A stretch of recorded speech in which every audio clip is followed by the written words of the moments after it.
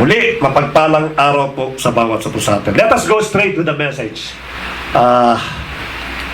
Basahin ko po yung pong ating pong Bible verse sa Hebrews chapter 12 verses 1 and 2. I will read it in CEB translation. Such a large crowd of witnesses is all around us, so we must get rid of everything that slow us down. Pinakag-usapan po tayo ng author po ng Hebrew na hindi daw po tayo mag-slow down, especially the sin that just won't let go. And we must be determined to run the race that is ahead of us. It's an encouragement to continue running on the race that is ahead of us. We must keep our eyes on Jesus who lead us and make us our faith complete. He endured the shame of being nailed to a cross because he knew that later on he would be glad that he did. Now he is seated at the right side of God's throne. Pagpalain po ang mga buhay na salita ng ating pong Panginoon. Yung author po, ipinakikita niya na tayo tumatakbo sa isang race. When we go back doon sa mga athlete na na-discuss po ng ating pong deacon na nakarampong Friday, pagka po ang isang pong athlete, which ako ay isa rin consider na naging athlete, pagka po yan ay pumasok na sa competition o sa games, yung kanya pong focus, yung kanya pong mode, kung tawagin po yung mode, naka-game o naka-sports mode po yan. Kaya nga minsan, boxing man, basketball, especially pag Olympic, no, hindi po sinasabi yung mga bad things na nangyari po before nang sumali po siya ng games. Why? Kasi ayaw po masira ng kanyang coach yung kanyang mode. Kasi early morning pa lang yan, yung kanyang mind, yung kanyang body, yung kanyang heart, at yung lahat ng sa kanya, naka-mode na po yan ng sports. Kinakailangan po yan yung focus, nandun po yan. Kaya ayaw po nila ma-disturb. After po nung competition, ang nangyayari po, balik po sila sa pagiging relax. No? Ang buhay po nila ay nanonood ng movie o maaaring naglilibang kasi wala po sila sa sports. Ganun po yung isa pong athlete. Sa ating pong verse, ipinakita po dito na tayo raw po ay laging nasa race. So kung ikaw po ay laging nasa race at hindi ka natatapos yung race mo, ang ibig sabihin dapat pala yung mode natin, dapat nakatutok doon sa race. At yun ang sinasabi po nitong verse na ito. Kasi, ang isa pong athlete, pag nawala na siya sa sports mode, ang tendency ng kanya pong strength, ang tendency ng kanya pong energy, bababa at bababa po yan. Kasi nga po, relaxation eh. Pero sa atin po, there is no such word, relaxation. Ang sabi po ng author po ng Hebrew, that we are running on the race continually. Hindi po sinabi dyan na bukas tatakbo ka, then the other day, pahinga ka naman kasi tumakbo ka na eh. But here, ang sabi niya, there is a race ahead of us na siyang tinatakbo natin, na ibig sabihin lang po, yung ating pong mode at yung ating pong focus, dapat po laging nakalagay doon sa tinatakbuhan po natin. Or else, pag nag-relax po tayo, mawawala tayo sa tinatakbo po natin. And that is mostly pagkakamali ng isa pong Kristiyano. He's thinking that the whole day ng kanya pong buhay is belong to him. Kaya nga kayo na po medyo na nagkaroon po ako ng damdamin sa kinakanta po natin eh. And every Friday is belong to the Lord. One day belong to you, ikaw naman nagsabi niyan, and 6 days belong to me. But that's not the concept of principle na ginawa ng ating Panginoon. Ang sabi niya lang, ibinigay ko sa iyo yung 6 days para may mga bagay kang gawing productive in my kingdom. Ganun po sinasabi ng Diyos. And one day, that you will not work for the production, but you will be with me. Bakit? Because God wants us to take a rest. So meaning, yung 7 days is belong to God. Kaya kung ang ating pong isipan na tayo po'y tumatakbo ng 7 days, nangangahulugan, yung pong focus natin lagi po sa Diyos. Ang problema kasi hindi ganun. We have given only 1 day to the Lord and 6 days belong to us. And it's so sad na yun pong marami po nangyayari. Nung nakaraan pong araw o nakaraan pong buwan, nagkaroon po uli ng quarantine ang Saudi Arabia. Yung iba po, ilang araw di pumasok. Yung iba po, more than a week o maaaring more than a month na hindi pumasok. Kapag naghihigpit po sila. Now, my question is, nung binigay ba yung quarantine at nauwi ka sa bahay mo, what is the first thing na sumagi sa isipan mo? Mall? Shopping? Pamamasyal? Pagkain? Restaurant? Lahat inisip pa natin lahat po yan. Aminin naman natin o hindi. But did you ever think nung nawalan po kayo ng trabaho at nagpahinga kayo sa bahay, did you ever think or did you ever say, Lord, thank you sapagkat binigyan mo ako ng kapahingahan to be with you? And I don't think na mayroon po nag-isip sa atin ng ganon. Ang dami nating sinayang na araw na akala natin is because of the Saudi government, because of the COVID-19. Maaaring kaparaanan niya ng Diyos para makapagpahinga ka at masulo ka niya to be in my presence. But immediately, nung sinabi ng boss o may-ari ng company, walang pasok isang linggo, uy! Ano kaya bukas na mall? Ano kaya ganito? Ano kaya ganito? Ano kaya banding na pamamasya lang iniisip kagad? Never come in our mind na maybe the reason why na nag-quarantine po na walang katrabaho because God wants you to be alone with Him. And it's so sad. Hindi pa tayo naging productive sa panahon po na yun. Inopen ko lang po. But the title of our message for today is Locomotion. It is a scientific or technical words na may maliliwanag po natin. And the subtitle po ng message, Reaching Your Destiny. Our destiny. Meron po tayong destiny. At kinakailangan po natin yung word na locomotion. Yung locomotion po, when you define it, it is a movement from one place to another place. At ang definition po nito, hindi ko na sinama dyan, an act or the power of moving from one place to another place. Or movement or the ability, again, ability to move from one place to another. Now, there is a word also called motion. Anong pagkakaiba po ng locomotion at motion? Ang motion po is also about movement. Ang pinakano po niyan. The only difference between locomotion, which is yun ang ating pong message for today, doon po sa motion. Yung motion po kasi, it is movement, either you going forward, or you going backward, you're going sideways, or you're going anywhere. Yun po ang motion. Pag kumilos ka, halimbawa, puminako po dyan, lumipas sa kabila, that's motion. Eh, ano po yung locomotion? Locomotion is also a motion, but it's only one direction. Is going forward. Hindi po siya pwede mag-backward. Kasi pag nag-backward po siya, that's a motion. Kaya po yung train, ang tawag po dyan locomotive vehicle o locomotive train. Bakit po? Kasi walang atras po yung train. Abante lang po ng abante po yan. Ang dapat po tayo, locomotion po tayo. Kaya nga sabi ko, when you are serving the Lord, there is no such resignation. There is no such pahinga. Because you are now in motion. Ang locomotion po, if you are doing something which is 20%, next month we're expecting you to do something 30%. Kaya nga, go forward. Lagi po tayo forward ng forward. Pero marami po akong nakikita o marami po ang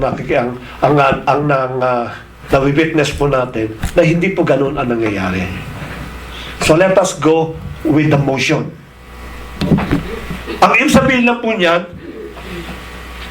ang dilema ng isa pong sprint na runner, kung kayo po nanonood ng Olympic, especially in 100-meter dash, which is also a second slam ang tinatapos po nila yun. Ang unang instruction po, nang nagko-coach sa kanila, ay manonood po kayo, subukan po ninyo manood ng 100-meter dash, wala pong lumilingon na sprint runner. Wala pong lumilingon.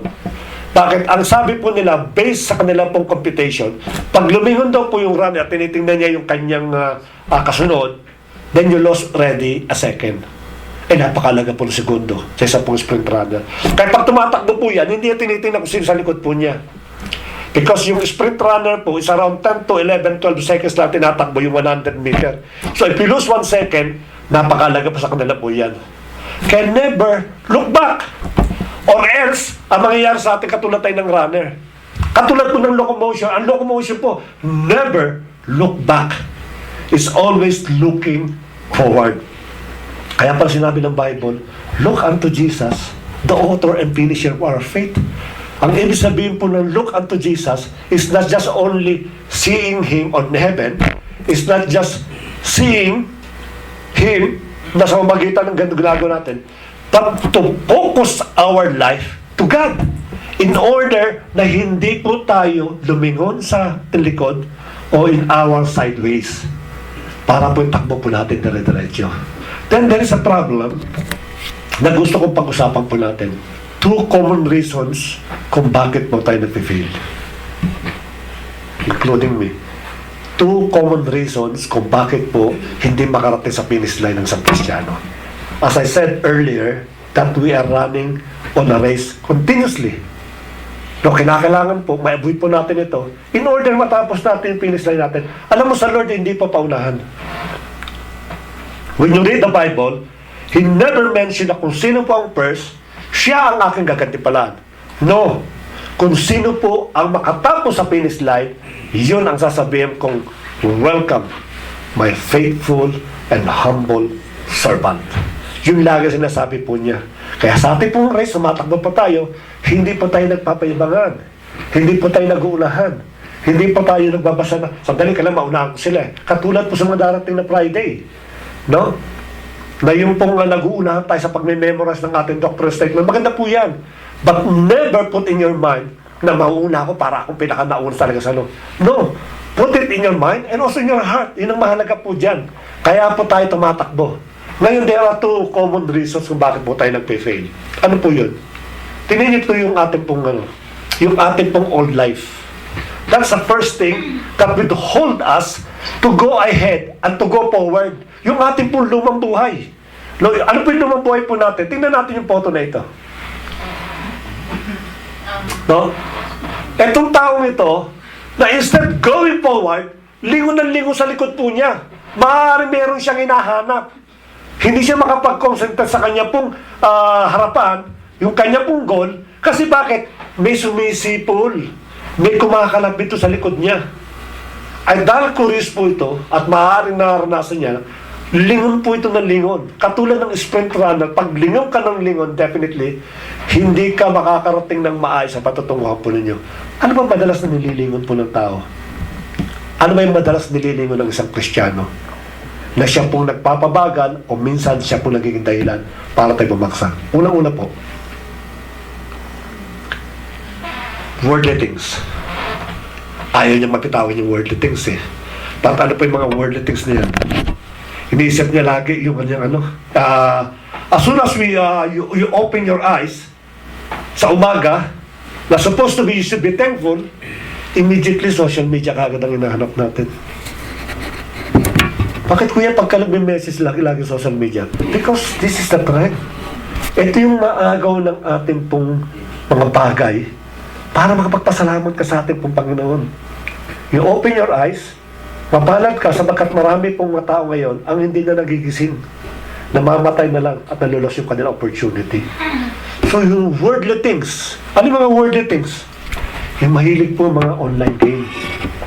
Yan na naman sa online game. Si ML na naman nandiyan dyan. Hindi po mawala sa message tong ML na ito. Bakit po? Kasi imagine po ninyo, no? Pagkagising, hinahanap niya kaagad yung kanya pong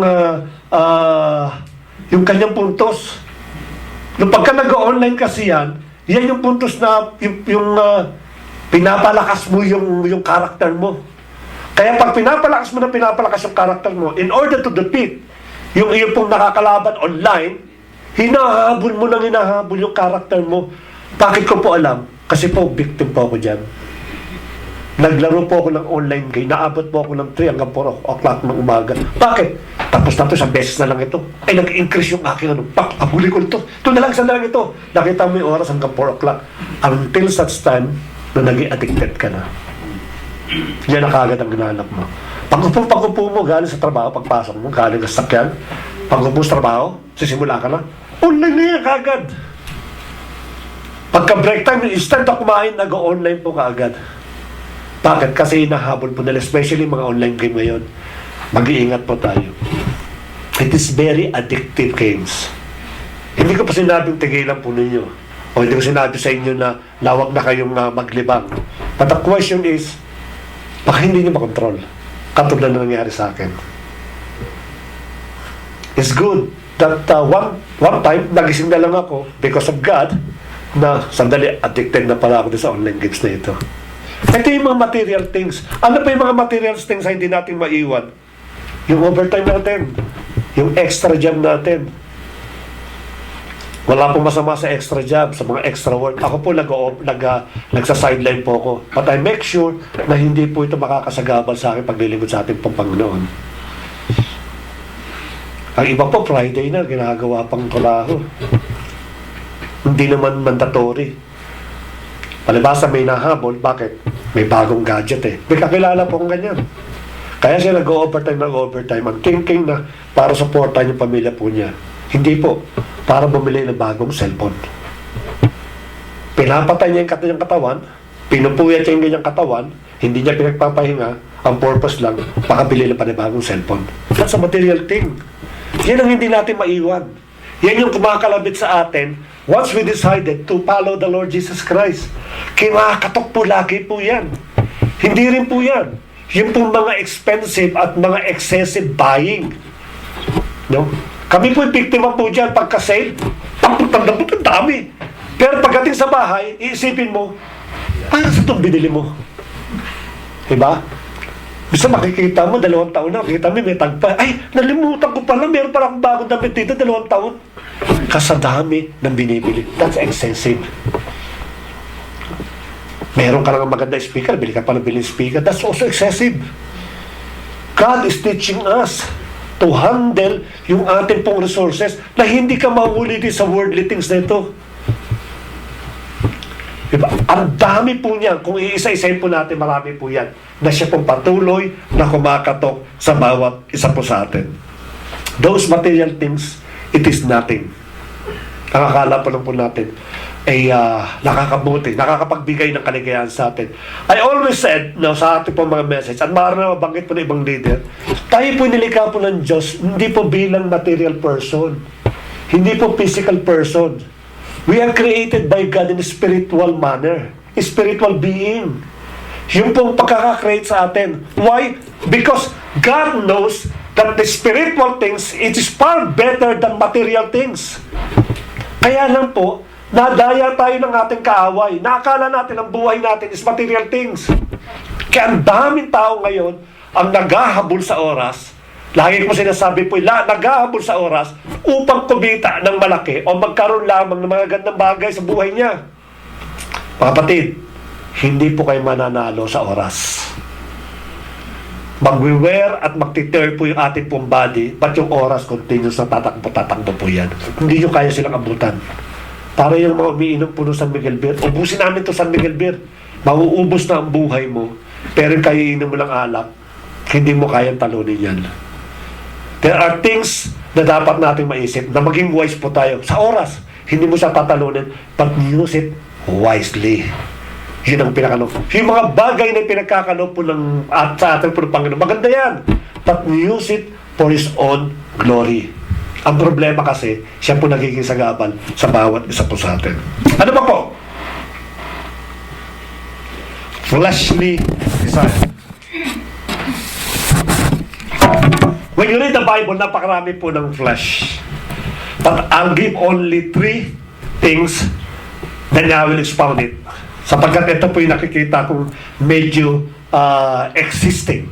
Hindi lang po sa church, kundi po sa bawat community. Number 1, greediness. Ano po yung pagiging greediness? Yung hindi nakokontento na meron po sila. This is the reason why, again, na-mention ko na po kanina, you took a lot of jobs sapagkat hindi ka kontento doon sa pinagkaloob sa atin ng Panginoon. No? You're taking the risk ng buhay mo because hindi ka kontento sa kinikita mo natin. That's flesh. Kasi bakit? Kasi gusto ko ito eh.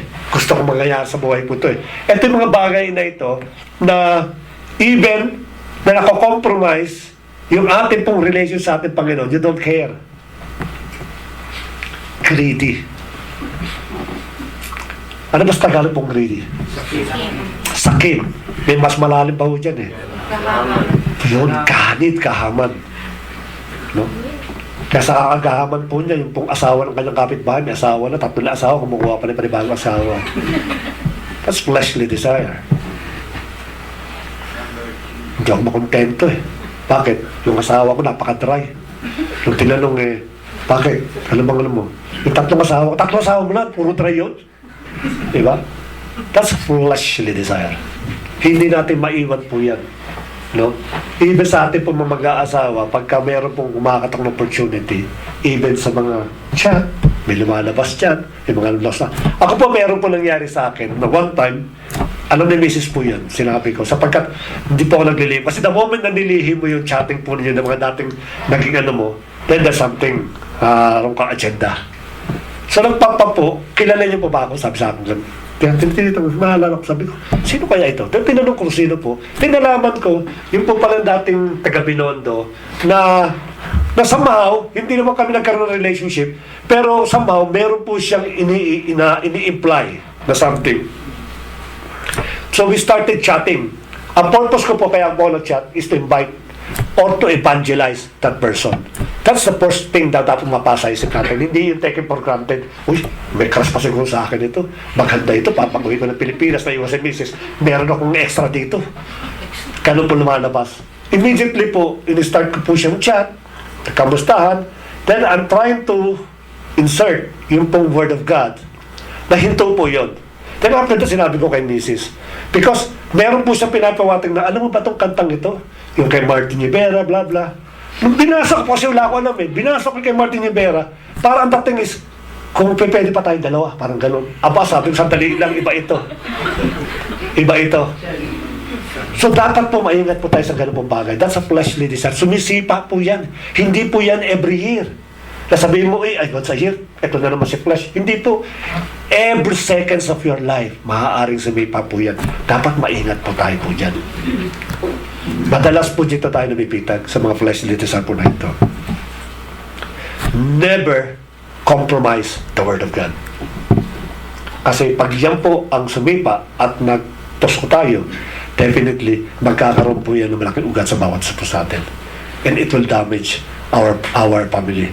Alam niyo po, ako po style ko sa aking pamilya. We are more than 20 years plus. No? Every time nasasagit po sa isip ko po yan. Kasi nung ako po'y bata, nung ako po'y nag-asawa at nagkaroon kami ng anak, isa po ang pangako ko sa buhay ko. Ang sabi ko, never that I will destroy the life of my children. Never. Sabi ko, and I'll do everything para yung buhay nila maayos. Kaya every time na kumakatok si fleshly, iisipin ko, it is not only my wife will destroy pagka nangyari itong bagay nito. It is my children which really maapekto sa ganitong bagay. Then that's it. Gigising na po lahat po yan. Kasi po, kayo po, nung alam ko, sa mga may anak dito, nung bata po, ayaw nyo padapuan yung anak po ninyo. Then suddenly, sisirahin mo yung buhay sa mamagitan ng sarili mong pagnanasa. See? Walang sense po doon. Kaya dapat maingat po tayo sa ating po mga fleshly desires. Hindi lang po yan. Marami rin po yung mga fleshly desires na hindi po natin napapansin. Dapat po maging maingat po tayo dyan. Pangatlo po, yung pagiging egotistical. From the word na ego, yung po mga pride. Ito po yung mga self-righteous na person. No? The reason why you cannot go forward, you cannot reach your destiny, because masyado kang ma-pride. At among us, ito talaga ang mahirap break-in sa bawat buhay po natin. Let us remember that Satan or Lucifer become evil because of pride. Marami po mga klase po, ori po ng pride. Ano ba po yung pagiging self-righteous po natin? Ito po yung mga kapatid na hindi mo makorek. Napakahirap mong korekin. Maliwanag pa sa tubig ng sa liwanag ng o sa linis ng tubig yung kasalanan, pag kinokorek mo ayaw magpakorek. Minsan pa mangyayari po niyan, kung kinorek mo ngayon at sabi niya, tama ka nga kapatid, mali nga ako doon, nagsisisi ako doon, pero pag pag-uwi ng bahay, magpo-post sa social media at gagantihan yung nagsalita sa kanya ng mali. Nagsalita sa kanya ng tama, yung advice.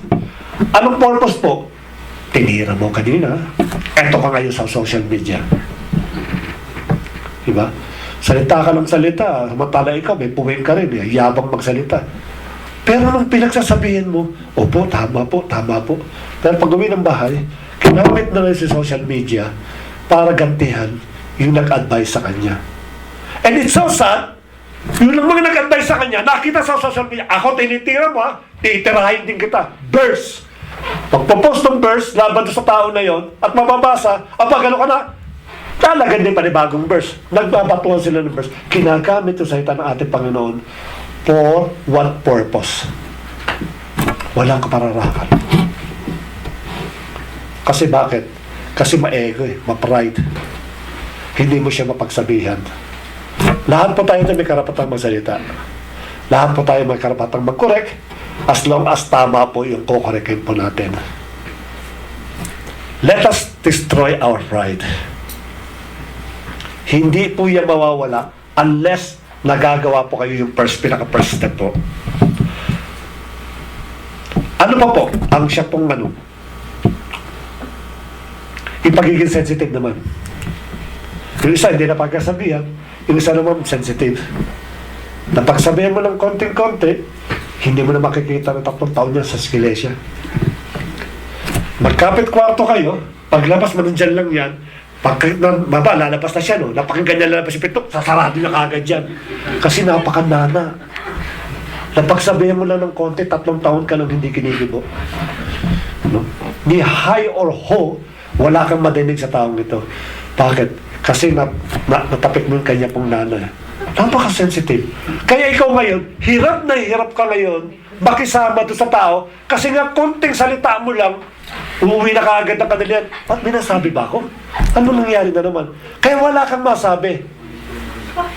The problem is, hindi mo makorek ngayon yung tao. Bakit? Ang problema kasi na-compromise ka na eh. Ayaw mo siyang magalit, ayaw mo siyang korekin, kasi nga hindi ka makikibuan ng for so many years.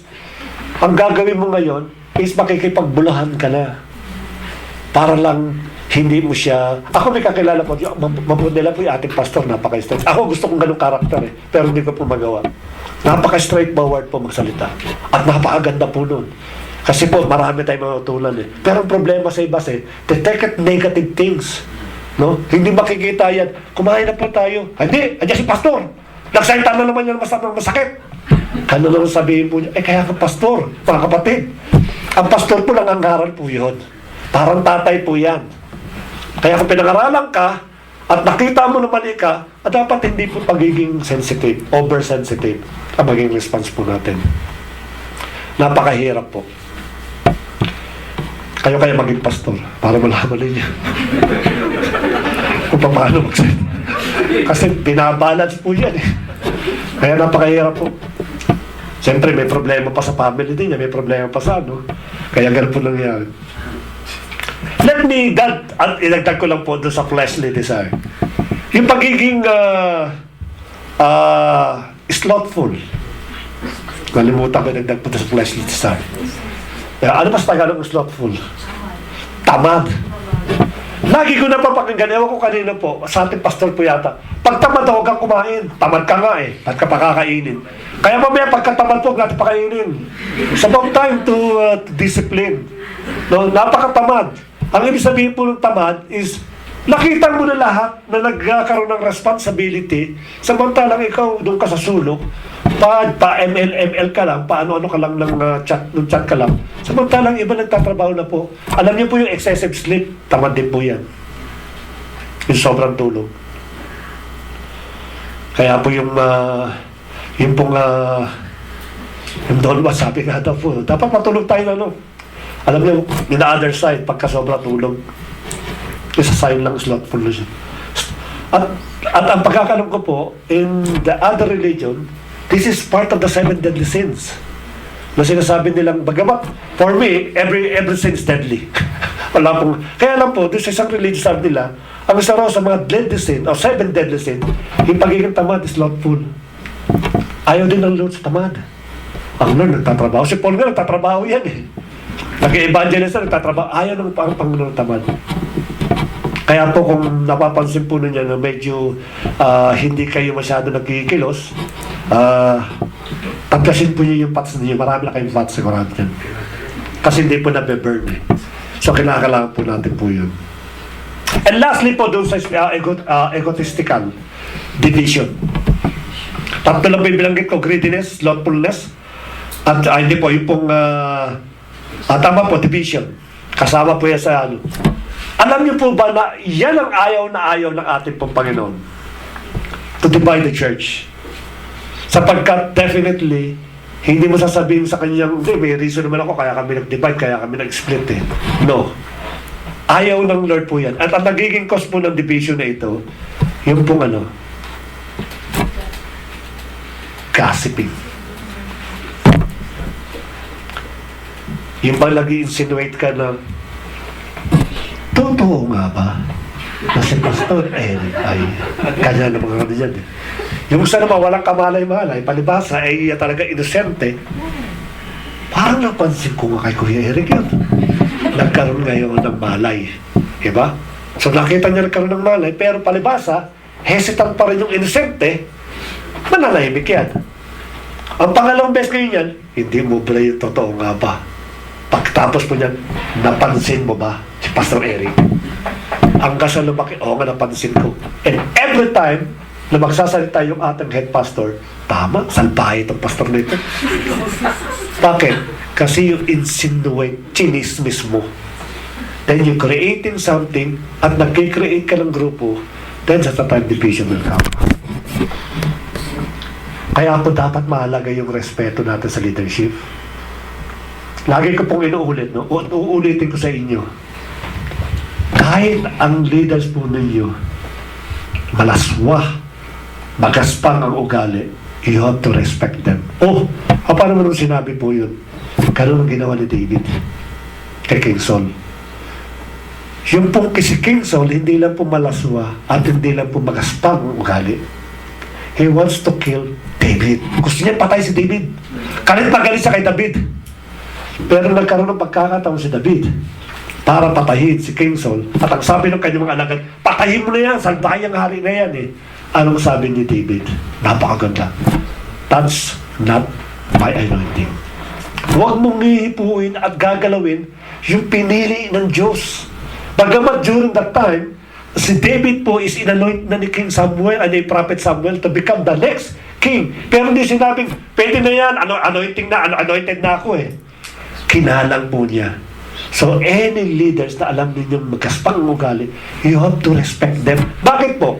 Kasi hindi kayo ang magiging accountable sa buhay po niya. It is God Himself will be accountable for this. Pwede ka magsumbong sa Diyos, Lord, yung servant na pinili mo, parang hindi tatatama yung ugali.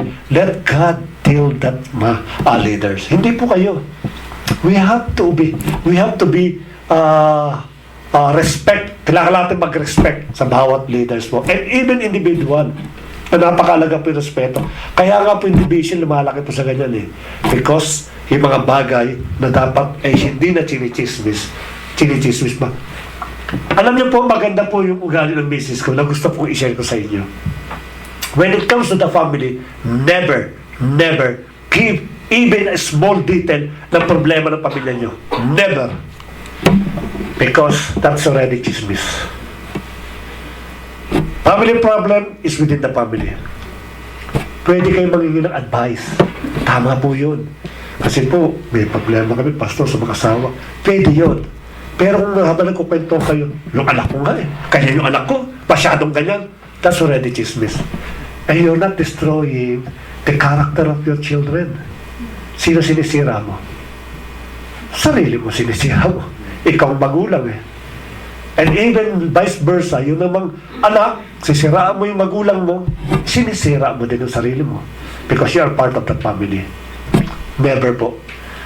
Egotistical means let us learn how to be corrected and also to obey yung ating pong mga leaders. Alam niyo yung tatlo po na yan? From the beginning yan po ginagamit ng kaaway. From the beginning. Ano po yan?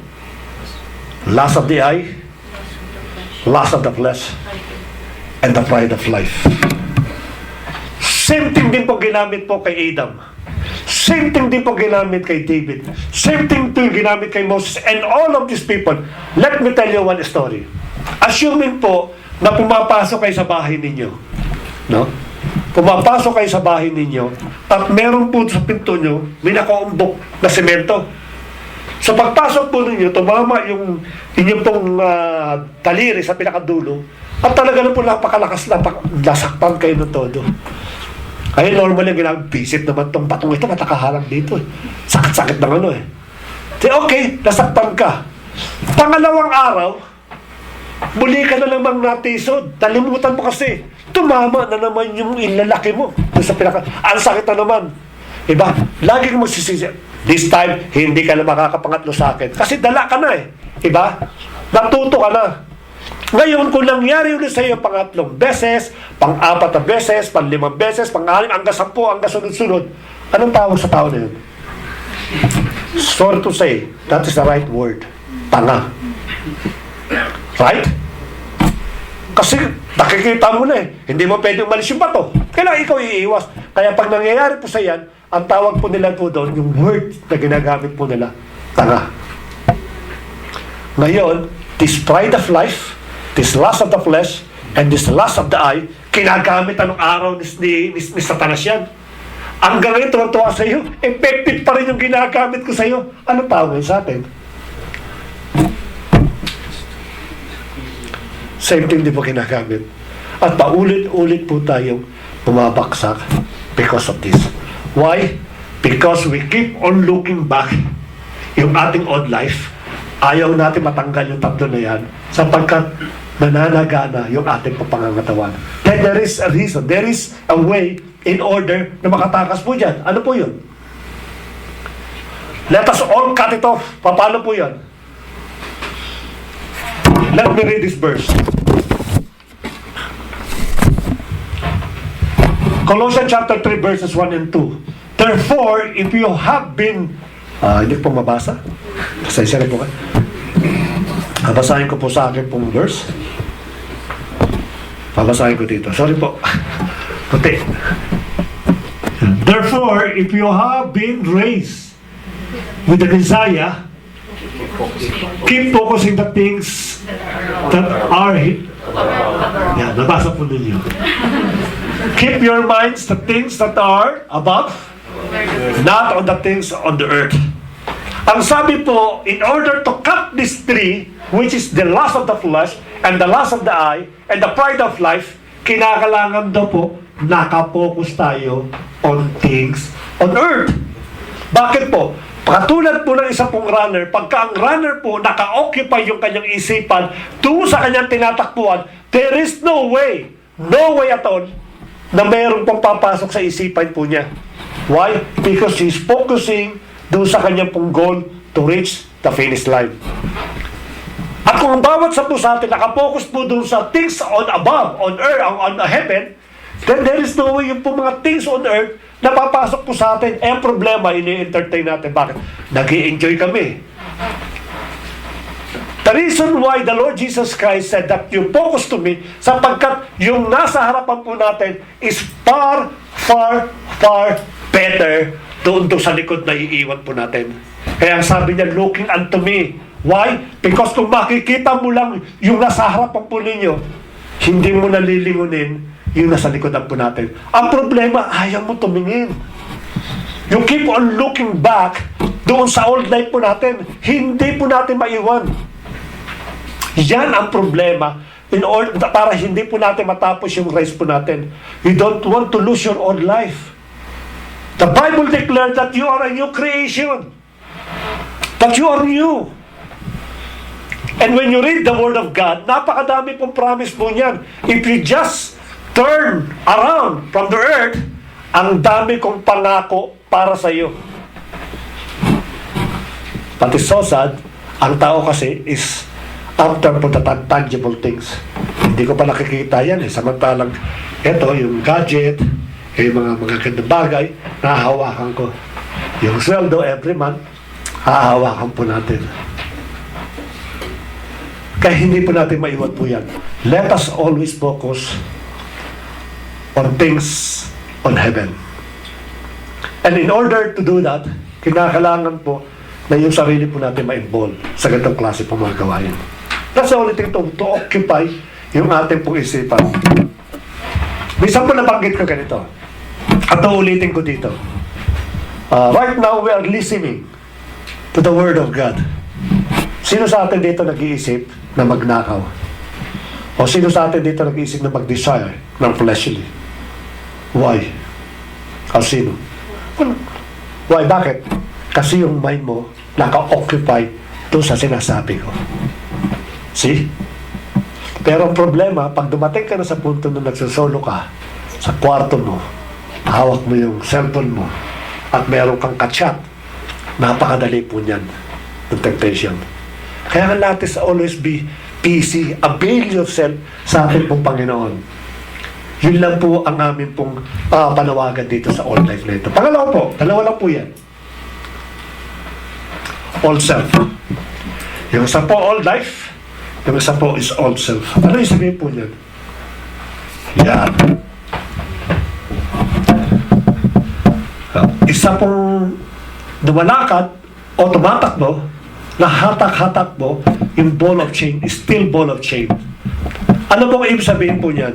Ang ibig sabihin lang po niyan, hindi ka makakatakbo ng maayos kung bit-bit mo yung latong klase pong pabigat sa bawat buhay po natin. Kanya na nangyayari sa atin. Either yung ating pong all life, hindi natin maiwan, o ang ginawa natin, tumatakbo tayo, binit-bit naman natin yung ating pong all self. Ano yung all self? Yung una-una po, self-condemnation. Madami ako nadidinig na ganyan. Hindi naman ako Hindi naman ako worth it magturo. Bakit? Kasi dati nangangalan niya ako eh. Dati babaehan ako, dati lalakero ako eh. Kaya hindi ako worthy. Self-condemnation ang ginagawa po ninyo. Even God Himself, the Lord Jesus Christ said, there is no such self-condemnation with the Lord Jesus Christ.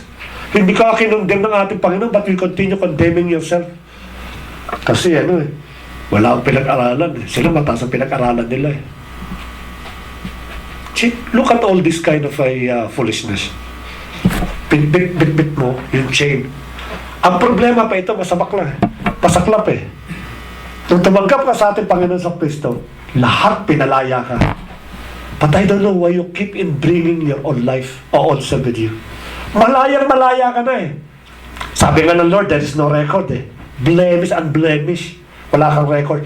But I don't know why most of us continue giving CPR doon sa ating own self. Patay na, binubuhay mo pa. Pinatay ng ating Panginoon yung all self natin. Kinusapay doon sa cross of Calvary. And yet, you continue giving CPR doon sa all self mo. Mabuhay ka. Kaya ikaw hindi ka makatakas. Hindi ka makatakbo ng maayos. Bakit? Bit mo yung self-condemnation mo. Napakadami mo. Napakadami natin flaws. Sino rito walang flaws? But when it comes serving God, hindi ko sinasabing flaws ko. Bakit? Because yung grace ng ating Panginoon is sufficient. Nung kailan nga, nagkaroon tayo ng kay Paul eh. Diba? Ang sabi ni Paul, may mga thorn of the flesh ako. May mga thorn ako of the flesh na hindi ko magawa. Because maaaring maging sagabal sa paglilingkod ko. And yet, ang sabi ng ating kapatid, when I'm weak, I become strong. Because the Lord said, my grace is sufficient unto you. And why bringing your self-condemnation? Why bringing your old self? Kaya hindi ka makamubon eh. Kaya nga nagtuturo tayo ng potential eh. To release your potential. And as long as naiisip mo yung mga past sin mo at yung mga past na kapalpakan mo, definitely mahihirapan ka. Hindi naman ako marunong mag-pray. Hirap ako mag-pray. And that is your old self. Kaya minsan ngayon nangyayari, tinatamad ka matinong prayer meeting. Bakit? Kasi nga, hindi ka marunong, kino-confirm yung sarili mo. Kino-condemn mo yung sarili mo. Binababa mo muli yung sarili mo. Doon sa potential na pinag-aralan po natin, it is not the person, yung mga kapitbahay po natin, mga kapatiran po natin, will determine who you are. Hindi sila pwede magsabing, ay ikaw sa GCC, hanggang dito ka lang. Hindi sila pwede magsalita po niyan. Why? Because hindi sila ang creator mo. Diba? If I invented the most smartphone sa buong mundo at sasabihin ng kalapang kong company na ito lang yan, hindi ka pwedeng maniwala. Bakit ako maniniwala sa'yo? Samantalang hindi naman ikaw nag-invento eh. Kung sinabi ng inventor, ng smartphone na ito magagawa niya, that's the time paniniwalaan ko. Sino ba nag-invento sa atin? It is God. Pag sinabi ng Diyos na ito ka talaga niyan. Hindi po tao. Kaya yung self-condemnation, kalimutan na po niyan. Or else, wala tayong matutuwa po dyan. It will stack up sa ating pong buhay at wala tayong mararating. Pangalawa po, critics. Ano po yung mga critics? Ito mga critics, ito ano tawag ko po dito? Ito po yung mga dila mas aba pa sa kanyang puso't isipan. Nauuna dila bago isipan at puso. Kaya pag may nakitang ganyan, instead na isipin mo na i-process ng mind at nabating sa puso at i-analyze, ang gagawin po niyan, magsasalita po kagad yan. Kritiko nga eh. No, iyan po ay isa sa mga old self na hindi natin maiwasan. Kung pupunta po sa kanan tayo, yan po sa kaliwa po yan. At para makonvince mo siya at makuha mo siya, siyempre ang tendency mo, pumunta ka ng kaliwa para maabot mo siya, immediately pupunta po ng kanan po yan. Kaya na ugali po ng isang ulisap natin. Kaya hindi tayo makahulagpos dito sa klase po na mga kasalanan nito. Kaya yan mga bagay na instead na kabalikat, ano po yan? Pabigat. Bisa nagbibiroan tayo na lagyan mo nga ng pato sa leeg yan, tapo mo sa dagat. Kung sinabi sa Bible po yun eh. Bakit? Kasi pabigat nga eh. No? Ito yung mga old self natin na supposed to be na dapat moving forward po tayo. Hindi natin makapag-move forward. Yung ating pong self-condemnation at yung ugali po natin critics. Putulin po natin. 2 Corinthians 5:17. Lagi natin pinabasa ito. Memorize natin ito. Ayayabang pa nga natin siya mag-share nito. 2 Corinthians 5:17. If anyone who belongs to Christ is a new person, the past is what? And everything is, sinasabi pa namin the old is gone, the new has come. Lagi natin sinasabi po yan. Ang question ngayon, it really reflects into your life. Na ikaw ba talaga yung pinago ng ating pong Panginoon? Baka naman pang ikaw nakasabi ko, pagka yung nakalabit ka ba? Hoy, ikaw daw ang mag-e-exhort sa narating na natin. Mga paliki na yan. Ba't ako? Minsan pagka yung, alam niyo, natutuwa po ako dito. Hindi ako natutuwa. Pag nagmi-meeting tayo ganyan, yung bawa may mga usapan, closing prayer na po. Nakatalikod na ganyan lahat. Kasi ayaw ng closing prayer eh. Wala po ako nakitang, Pastor Eric, ako na pong volunteer. Pag sinabi nga, sino po ang closing prayer? Nakatalikod po lahat. Nasaan yung sinasabi, all things are as past, all things becomes new. Nasaan po yung ganung bagay? Hindi po makita. Kaya mangyayari po ito yung old self natin kung naghahari lagi. Meron po akong kilala na because of lingon ng lingon doon sa kanya pong old life and old self, it create the biggest problem ng kanila pong pamilya. Yung asawa po nila. Asawa ni Lot. Hindi niya maiwan yung Sodom and Gomorrah. At siguro habang tumatakbo siya ng papalayo dahil nagtatakbo na silang ang sabi magkalilingon doon, tumatakbo sa isipan ng babaeng ito, paano na lang yung pagmamadyong namin? Paano na lang yung pag-iinom namin? Paano na lang yung mga ganyan? Paano na lang itong ganito? Yung chismisan namin every morning. Habang nagkukutuhan kami doon, nagchichismisan kami, parang may mga unggoy. Paano na lang lahat ng mga ganyan? Tumatakbo siya, palayo doon sa kasalanan, and yet, she was thinking all of these things. Kaya sabi niya, for once, lilingon ako para makita ko yung pinakano. Nalunamingon po ito. Naging pillars of salt. That's the biggest mistake na ginawa po ng babaeng ito. And that will be also our biggest mistake. Kung tayo titingin po sa ating pong old life at sa ating pong old self. makinig tayo sa isang payo po ng isang kilala kong tao. During that time, siya po ang pinakamayaman na tao sa buong mundo. He's also genius. Mas magaling pa yung kanyang IQ level kay Einstein. Para itong superstar. Mas kilala pa. Mas tinalo pa si Megastar, si Superstar, si Nowhere Star. Lahat po ng star na lumabas ng Hollywood o ng ibang Pilipinas. Para po siyang star. At napaka-politician po ng taong ito. And yet, isa sa mga sinulat po niya, yung Book of Ecclesiastes. Vanity, vanity. Everything in life is vanity. Tagalog po, walang kabuluhan. Walang kabuluhan. Lahat ng bagay, yung pagiging matalino ko, yung pagiging superstar ko, yung pagiging mayaman ko, yung pagiging politician ko, yung pagiging hari ko, is nothing. Take an advice from this guy. Naranasan niya lahat ng bagay, and yet, sinabi niya, lahat po ng bagay rin ay wala po. Because there is only one thing important in a person, and that is our spiritual life. At yun ang nakalimutan po ni Haring Solomon. Kaya na po sinabi itong bagay. So ano po ang challenge po sa bawat sa puso natin? Be this guy. Keep on running, going forward. Hindi po siya lumilingon. Sapagkat nakapokus po siya. At ang sabi po dito, when life is difficult and when everything turns not in our favor, always remember that even a turtle can finish a race as long as they never give up.